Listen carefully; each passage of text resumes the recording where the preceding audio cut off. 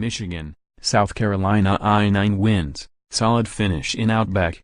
Tampa, Florida, App. Don't try to sell Jim Harbaugh or Will Muschamp on the notion that New Year's Day games that are not part of the college football playoff are irrelevant. The coaches for Michigan, 8-4, and South Carolina, 8-4, expect to contend for national championships moving forward, but they also feel it's important to finish the season strong in the Outback Bowl. "I'm for the Bowls. I'm for postseason play," Harbaugh said. "I don't think bowl games are meaningless, and I would like to see an expanded playoff to 16 teams." Michigan was ranked as high as number 7 following a 4-0 start but wound up going 5-4 with losses to Michigan State, Penn State, Wisconsin and Ohio State in Big Ten play. The Wolverines lost 2 straight to end the regular season and head into Monday's matchup against South Carolina trying to avoid their first 3-game skid under Harbaugh. Muschamp agrees with Harbaugh that bowl games matter, regardless of where a team plays. "First of all, anytime you hit the football field, it's meaningful," said Muschamp, finishing his second season at South Carolina.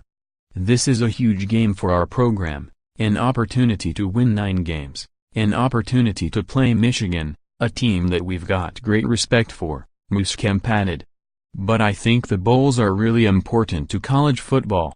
It's just the 4th meeting between the Wolverines and Gamecocks, the first since the 2013 Outback Bowl.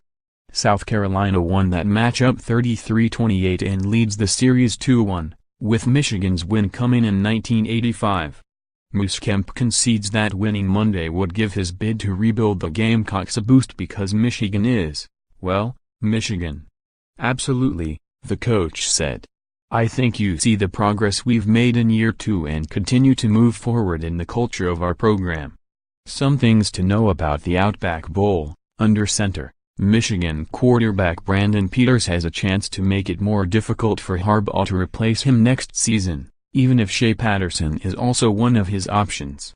Peters is expected to face South Carolina after missing the last game, a loss to Ohio State, with a concussion. When the Wolverines open the 2018 season at Notre Dame, he may have to hold off Patterson to keep his job. Patterson plans to transfer to Michigan from Mississippi, a program hit with sanctions, and to petition the NCAA to allow him to be eligible immediately. He will enter a competition along with Dylan McCaffrey, son of former NFL player Ed McCaffrey and brother of Carolina Panthers running back Christian McCaffrey, after he redshirted as a freshman with the Wolverines. New play caller: South Carolina fired offensive coordinator Kurt Roper on December 6 and co-offensive coordinator, receivers coach Brian McClendon will call plays Monday in what essentially is an audition for next season. "I think the preparation has been really good, number one, by Brian, but our entire offensive staff, as well. I think he's done a really good job," Muschamp said. "Obviously game day is important, from a calling standpoint, from an adjustment standpoint. Certainly if you make the right calls and the right adjustments, you are going to be productive, so that is important. But I've been very pleased with his progress." One more time, All-America defensive tackle Maurice Hurst is expected to play one more time for Michigan, accepting the risk of an injury that could affect his stock in the NFL draft. In early December, Hurst acknowledged he wasn't sure if he would play in the Outback Bowl in part because he saw former Wolverines tight end Jake Butt slip to the 5th round after injuring his knee a year ago in the Orange Bowl. Chad Tauoff: Some Michigan players are wearing their hair orange for the game as part of a fundraiser in honor of Chad Carr, the late grandson of former Wolverines coach Lloyd Carr.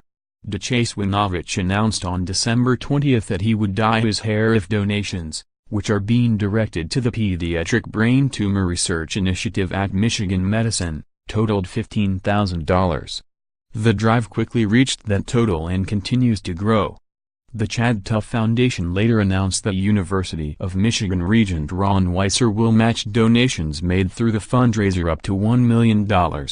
"I know the guys were hoping to raise a couple $1,000, and they were really excited that it was going to be up to $10,000. Harbaugh said.